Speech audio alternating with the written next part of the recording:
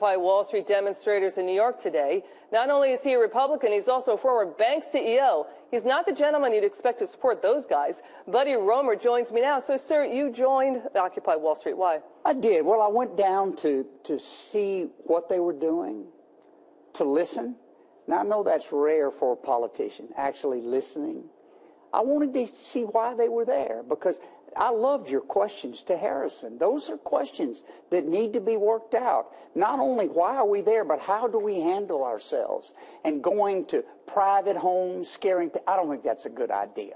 If those people lived in a public home, like a president at the White House or the mayor at wherever the mayor lives, it's good to protest. Every time I go to the White House when I was a congressman, Reagan was the president, and there were protesters all around it. That's fair. That's public property.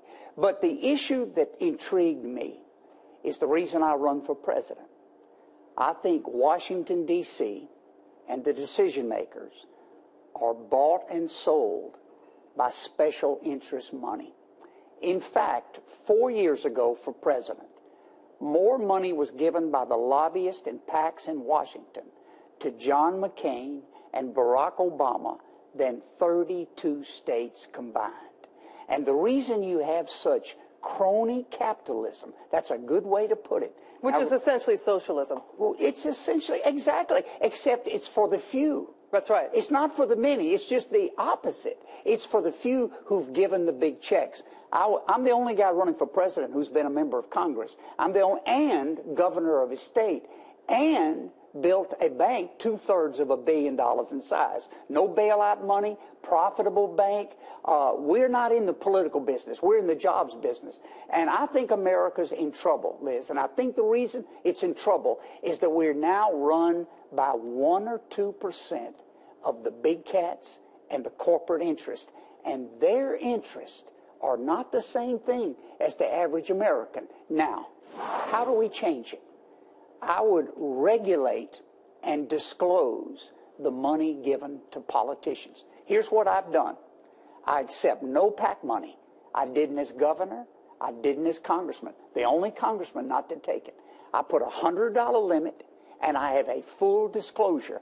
Now, what does that say? Would you limit it? And by the way, President Obama got a lot of his money from internet donations. Some of them, did. you know, seemingly it was anonymous. The best part of his campaign. I really liked so that. Even if, in other words, if you try to crack down on this, what you're suggesting, there are ways to get around it.